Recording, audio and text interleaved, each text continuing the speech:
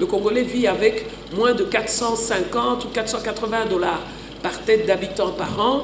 Je crois que notre ambition, celle du président de la République, la mienne et le Premier ministre, est de battre cette mauvaise réputation de pauvreté. Quand on a 21 000 militaires à Béni qui vivent dans des conditions difficiles, quand leurs épouses viennent nous voir pour parler de la difficulté de la paye, sont respectés à tous les niveaux. Et je crois que vous verrez à la session de mars que nous allons aller un peu plus loin par rapport à des discussions un peu d'intellectuels sur la dissolution, la constitution, etc.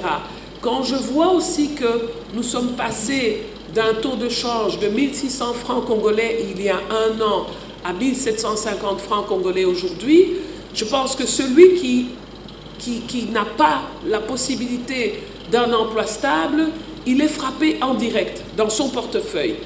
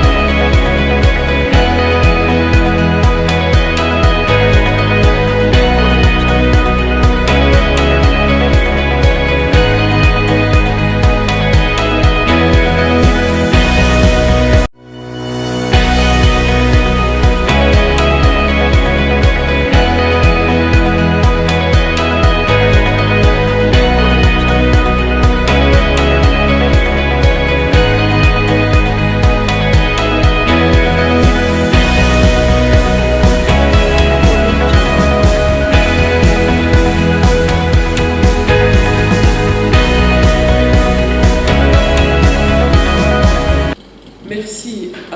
Alors je vais peut-être commencer par l'état de la coalition. Ici, je suis présidente de l'Assemblée nationale et donc dans mon travail, dans cette fonction de président de l'Assemblée nationale, on a la charge d'interagir, d'encadrer 500 députés. Les 500 députés, il y en a 337 qui sont du FCC, Front commun pour le Congo, 48 qui sont de la coalition Cash-UNC et plus d'une centaine qui sont de la plateforme politique de l'opposition, la MOUCA, où on retrouve MSR, le MLC et le parti cher à Moïse Katumbi. Et donc c'est important d'abord de préciser ça. L'Assemblée nationale, c'est un lieu où se retrouvent toutes les sensibilités. Et donc, la coalition Cash-FCC ne peut pas se substituer dans son fonctionnement aux aspirations diverses et variées, fût-elles minoritaires, qui ont été exprimées par le citoyen, l'électeur congolais. Et cette mise en garde ou cette introduction est importante parce qu'il faut éviter des propos partisans lorsqu'on parle de l'Assemblée nationale. Cela étant, j'appartiens à la coalition, comme vous dites, Cash-FCC. Au sein du FCC, j'ai été désigné par mon parti, le PPRD. Et donc, par rapport à l'état de la coalition, je crois que c'est important de dire que tout partenariat politique est un exercice délicat et difficile. Ça peut ressembler à un mariage. Et dans un mariage, il y a des hauts, il y a des bas.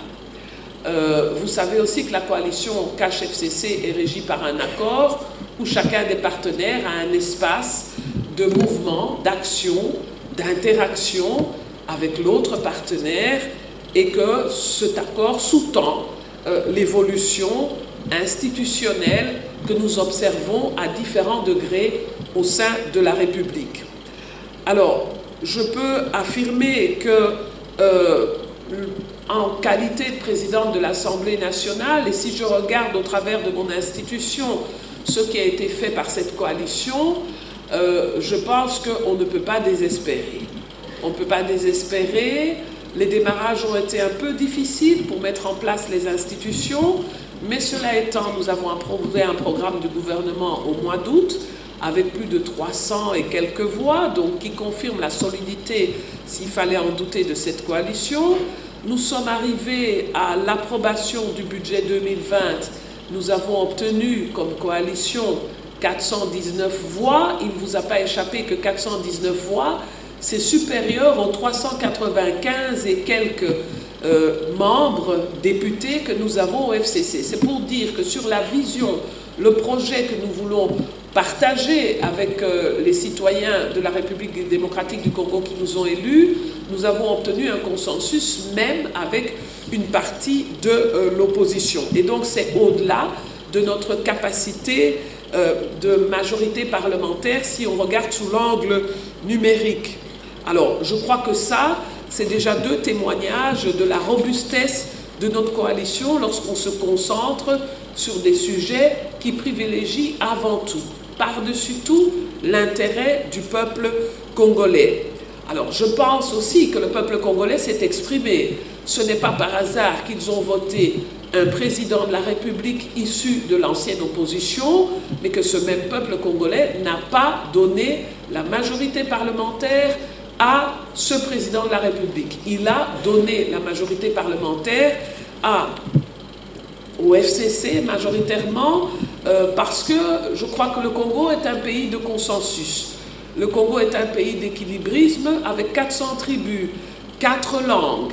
Les Congolais sont très soucieux du respect de la diversité et de la sensibilité des uns et des autres. Et c'est ça le message de ce vote où finalement nous avons un président de la République avec un petit nombre de députés, 48, et puis une majorité parlementaire qui lui est apportée par le président honoraire au travers du PPRD et de tous les autres partis qui constituent le FCC. Et donc ce message, ce n'est pas nous qui l'imposons. Nous sommes guidés par le doigt de l'électeur qui a dit « Je veux bien d'un changement démocratique en République démocratique du Congo, mais je veux mettre des garde-fous. Pas trop de pouvoir d'un côté ou de l'autre.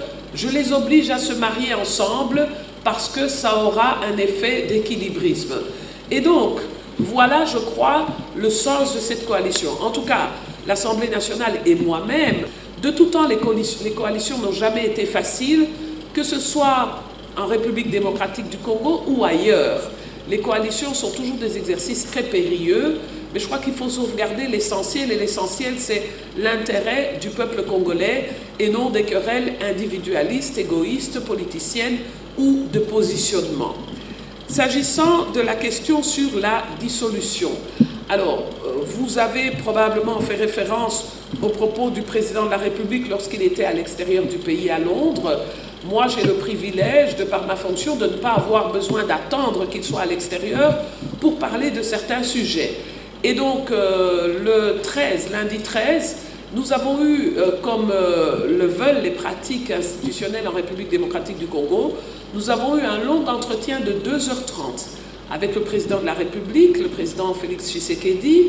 J'étais accompagné de mon collègue du Sénat, le président Tamboué, et nous avons eu pendant 2h30 un très long entretien et nous avons fait un tour d'horizon complet sur les sujets qui sont des points d'alerte, sur les sujets qui peuvent mettre le citoyen congolais mal à l'aise, sur les sujets qui peuvent diviser ou qui ne peuvent pas faciliter la cohésion nationale.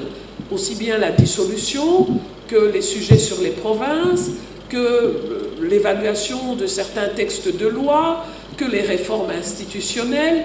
Et donc ce fut un entretien vérité. Mais le devoir de responsabilité m'impose de réserver la primeur de cet échange à celui qui nous a fait le privilège de nous recevoir. Mais c'était un entretien franc où chacun a ses convictions, chacun a son identité politique, chacun a aussi son expérience institutionnelle et la met au service de la nation. S'agissant donc de ce sujet sur la dissolution, mon collègue du Sénat et moi-même, nous lui avons rappelé la ratio legis de l'article 148. Il ne faut pas jeter des articles de la Constitution en pâture à des incompréhensions ou des malentendus. L'article 148 parle bien de dissolution de l'Assemblée nationale, mais dans des cas précis. Il y a des conditionnalités. Il faut qu'il y ait une crise persistante, entre le gouvernement et la chambre basse du Parlement, ce qui pour l'heure n'est pas le cas puisque les programmes du gouvernement et le budget ont été votés au-delà de notre propre majorité parlementaire. Donc, sérénité en ce qui concerne le dialogue entre institutions. Par ailleurs, selon le prescrit de cet article, le président de la République est invité, dans le cas de cette crise, à consulter le Premier ministre, le président de l'Assemblée nationale et le président du Sénat. Et avant toute décision, faute de quoi, en fait, on serait dans une violation de texte. Et la violation de texte est régie, en fait, par l'article 165 de la Constitution, qui dit que toute personne qui méconnaît notre loi fondamentale peut être exposée au cas de haute trahison pour violation intentionnelle de la Constitution. Je ne cite que les articles, je ne prends pas position, mais il me semble important de rappeler à tous que n'est pas juriste qui veut, et donc nous devons être très prudents par rapport à nos opinions publiques, par rapport à nos citoyens du monde rural, quand nous, à Kinshasa, nous traitons ou nous évoquons des textes constitutionnels. C'est pour ça d'ailleurs que le droit prévoit qu'il y ait une spécialité, et nous avons ici en RDC des grands professeurs de droit constitutionnel. Je leur laisse parler de la Constitution mieux que moi, qui en toute humilité ai reçu ce texte avec les 80 millions de Congolais. J'y souscris, j'y obéis et je me laisse soumettre par ces textes. Cependant, pour ma part, je trouve aussi quand même que le débat actuellement peut poser question. Le débat peut sembler aussi indécent. Nous avons, nous, la chance, de par notre métier passé, quand nous luttions auprès des femmes du monde rural contre les sévices des guerres qui emmènent des problèmes de violence et particulièrement de violence sexuelle. J'ai été amenée à traverser tout le Congo et aujourd'hui encore, nous essayons, malgré nos fonctions, de rester sur terrain. Et donc, je trouve quand même ce débat un peu indécent, ou c'est un débat peut-être accessoire et mineur par rapport à ce que moi j'appelle la douleur sociale que vivent nos frères et sœurs. Je parle bien de nos frères et sœurs, parce que si on nous retire nos titres, nous sommes tous des compatriotes. Et à l'urgence donc de répondre à ces difficultés profondes. Je pense que nos querelles politiques internes, intestines, stériles, elles doivent quand même un peu s'effacer devant l'essentiel. Et l'essentiel pour moi aujourd'hui, de ce que me disent les Congolais, de ce que vous nous dites au travers des médias et de la presse que vous nous rapportez, ce que disent les Congolais, c'est qu'ils ont mal par rapport à Béni, par rapport à la situation, au danger de balkanisation du Congo, par rapport à l'incertitude, la violence, la faim, l'insécurité dans laquelle vivent non seulement les civils à Béni, mais aussi notre armée qui fait un travail extraordinaire. Et cette armée ne fait pas ce travail extraordinaire que depuis maintenant. Ça fait 18 ans que nous avons le plus gros de nos troupes installées dans le nord du Congo et ici particulièrement à Béni. Quand on a 21 000 militaires à Béni qui vivent dans des conditions difficiles, quand leurs épouses viennent nous voir pour parler de la difficulté de la paix, de la difficulté en attribution ou allocation de vivres, on se sent vraiment très petit par rapport à des discussions un peu d'intellectuels sur la dissolution, la constitution, etc. Quand je vois aussi que nous sommes passés d'un taux de change de 1600 francs congolais il y a un an à 1750 francs congolais aujourd'hui, je pense que celui qui n'a pas la possibilité d'un emploi stable, il est frappé en direct dans son portefeuille. Et ça, c'est quelque chose qui doit nous préoccuper, nous interpeller. Et je pense, et j'espère, que le gouvernement y travaille. Je pense aussi que quand on voit nos enfants, nos jeunes gens, devenir des inciviques, rendus violents, parce qu'il y a des difficultés à payer le Minerval universitaire, je crois que ça, on a vu les images, ça doit nous interpeller. Ça doit nous troubler, ça doit nous empêcher de dormir. À Kinshasa, ou là où nous sommes, portant le nom de citoyens congolais. Et donc moi, je pense que ça, c'est plus important que des discussions un peu entre spécialistes sur la dissolution, la destitution, etc. Les Congolais ne nous ont pas choisis pour ça. Ils nous ont choisis d'abord pour mettre de l'ordre, de l'unité, de la cohésion, mais surtout apporter des réponses à leur quotidien qui reste difficile. Le Congolais vit avec moins de 450 ou 480 $ par tête d'habitant par an. Je crois que notre ambition, celle du président de la République, la mienne et le Premier ministre, est de battre cette mauvaise réputation de pauvreté des Congolais. Et donc ça nous demande un haut sens de responsabilité, un haut sens d'humilité pour répondre à ce que moi j'appelle être des urgences sociales. Et donc entre un débat sur la Constitution, les phrases de la Constitution, le beau français de la Constitution, et la difficulté de quelqu'un qui à Lemba a connu des pluies et n'habite plus dans sa maison, ou a connu des pluies et a vu des personnes dans sa famille mourir et ne peut pas l'enterrer depuis 1 mois et demi, je pense que ça me trouble plus, comme présidente de l'Assemblée nationale peut-être, mais avant tout comme citoyenne congolaise et comme maman congolaise. Ça me semble important. Alors enfin, sur la corruption, je crois que vous l'avez dit, vous enfoncez une porte ouverte. Le président de la République a beaucoup parlé de lutter contre la corruption. Il a donné le ton. Nous-mêmes à l'Assemblée nationale, nous y sommes particulièrement attentifs.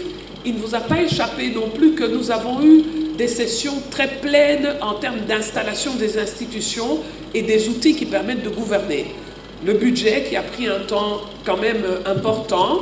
Et donc, nous n'avons pas pu donner toute la place, l'espace que nous souhaitions au contrôle parlementaire. Mais le contrôle parlementaire, c'est justement une façon de voir comment nous exécutons, nous respectons les textes par rapport à la gestion des biens et des deniers publics. Et donc, je crois que nous avons déjà dans notre tiroir beaucoup de demandes de nos vaillants députés en matière de contrôle parlementaire pour se rassurer que les principes de bonne gouvernance sont respectés à tous les niveaux. Et je crois que vous verrez à la session de mars que nous allons aller un peu plus loin dans ce sujet-là. Voilà, je vous remercie. Merci, Madame la Présidente.